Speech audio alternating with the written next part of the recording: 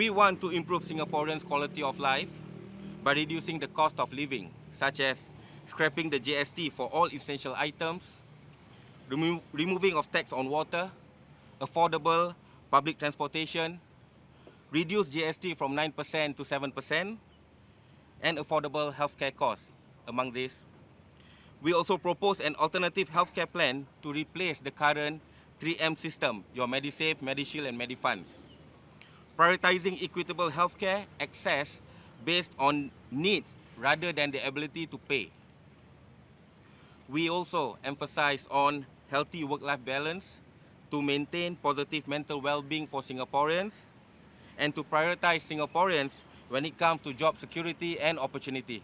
This election, we and I have a few questions to ask the Prime Minister, Mr. Lawrence Wong.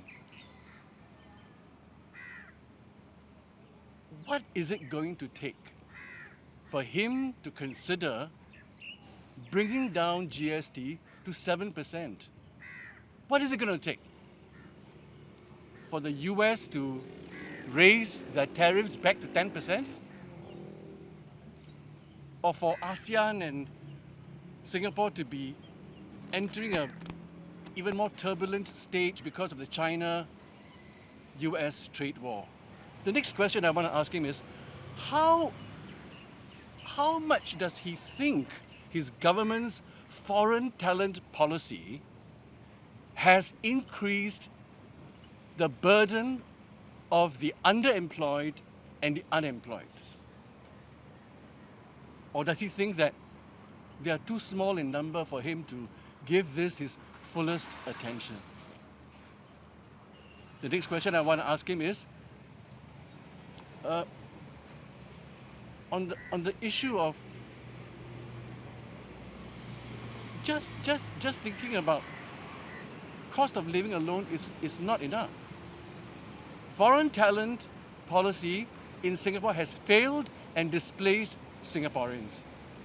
We have to undo this. Our job this election is to compel the Prime Minister to answer these questions and to give the residents of Marsiling-Yew Tee a clear answer. Let's take a step back and look and have a good hard look at where the future of Singapore is heading. We do not want a future where Singaporeans are mere economic digits. We need to ask tough questions and face reality, and that's what we will do. And this is quite important.